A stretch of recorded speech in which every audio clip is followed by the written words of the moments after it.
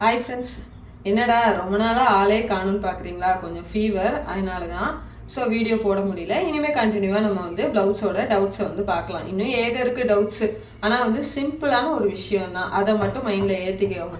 எந்த எந்த இடத்துல நம்ம எவ்வளோ கொடுத்துருக்கோம், எவ்வளோ பண்ணணும், அதை மட்டும் கவனம் வச்சுட்டாவே இவ்வளோ ப்ராப்ளம்ஸ் வராது. ஸோ இன்றைக்கி என்ன ப்ராப்ளம்னு ஃபஸ்ட்டு போயிடலாம். பேக் நெக்கு லென்த் வந்து எப்படி மெஷர் பண்ணணும் அப்படின்னு தான் சொல்ல போகிறேன்.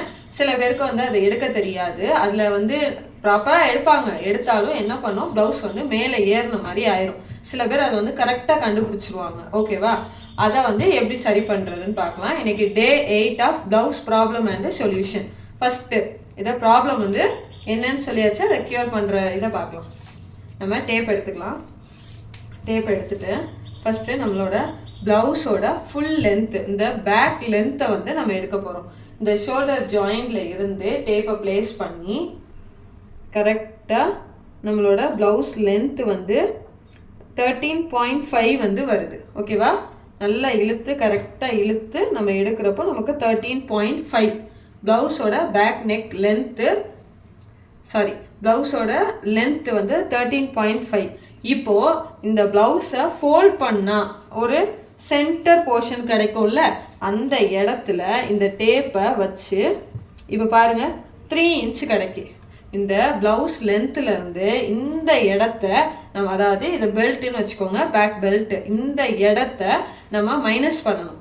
இப்போ 13.5 மைனஸ் 3 இன்ச், அப்போ 10.5 வந்து நமக்கு வந்து கிடைக்கும். இந்த 10.5 தான் நம்மளோட பேக் நெக்கோட லென்த்து.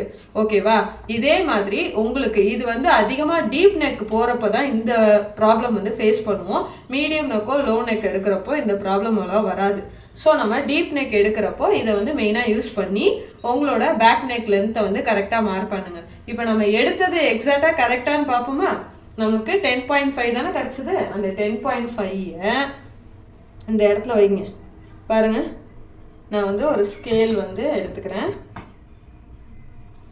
ஸ்கேல் எடுத்துட்டு நான் இப்போ ஸ்ட்ரெயிட்டாக தான் டேப் வச்சுருக்கேன். என்னுடைய 10.5 வந்து எங்கே வருதுன்னு பார்ப்பேன். இப்போ பாருங்கள், இந்த 10.5 தான் இந்த ஸ்கேலை நான் ப்ளேஸ் பண்ணியிருக்கேன். இந்த ஸ்கேலை அமுக்கிறப்போ நமக்கு அந்த மிட் பாயிண்டில் கரெக்டாக அந்த இடம் வந்து வந்துடுதா?